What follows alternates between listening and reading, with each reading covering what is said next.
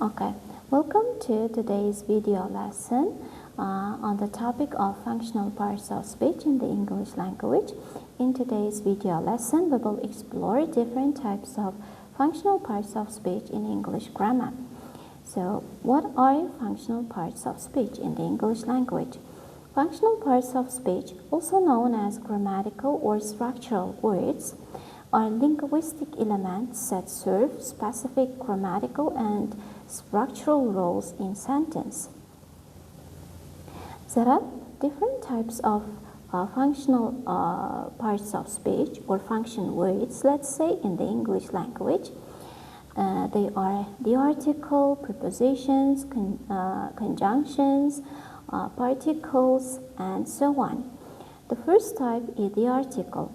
The article is a function word, which means it has no lexical meaning and is devoid of nominative function. It has two main types: indefinite articles, including a and an, and definite article, the.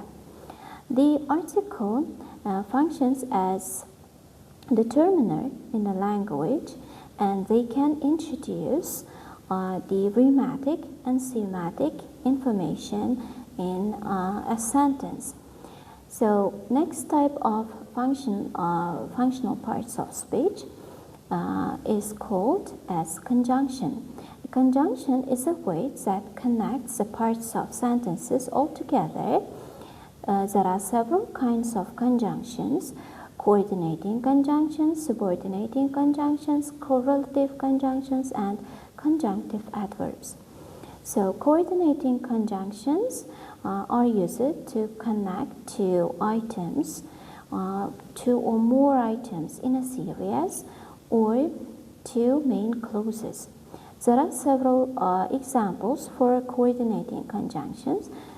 For example, for, and, but, or, yet, so, and, etc. So, when we connect two items, we do not use any punctuation in a sentence. For example, I like to read dramas and comedies. Here, the word and is a function word. So, when we connect two or more items in a sentence, in a series, we should place a comma among them. For example, I like to run, comma, swim, comma, and hike. And when we connect two main ideas, we can place a comma after the first clause. I like to eat pickles, but, comma, but I love cucumbers. So next type of conjunction is called subordinating conjunction. Subordinating conjunction is a conjunction that introduces subordinating clause and connects it to the main clause to create complex sentence. And we should use comma between these two clauses. For example, when the phone rang, comma, she answered it quickly. Here, the first part is introduced by using the subordinating conjunction when. So, there are several examples for subordinating conjunctions. They are after, before, because, as, when, until, whereas, whether, while, unless, and so on. So next type of conjunction is called correlative conjunction. Correlative conjunction is a paired conjunction that links words, phrases, and clauses. The examples are both and, neither nor, either or, but, not only but also, and so on. For example, I need to remember both my toothbrush and my toothpaste for the trip. So the last type of conjunctions are called conjunctive adverb. Conjunctions combine words, phrases, clauses to each other. And conjunctive adverbs can have two different functions. For example, firstly, they can connect two main clauses, and next they can introduce, interrupt, or conclude just one main clause. So, next type of function word is called preposition. Prepositions are words which are used to connect different nouns, pronouns, and phrases in a sentence. Structurally, there are different types of prepositions in a language. They are, for example, simple prepositions.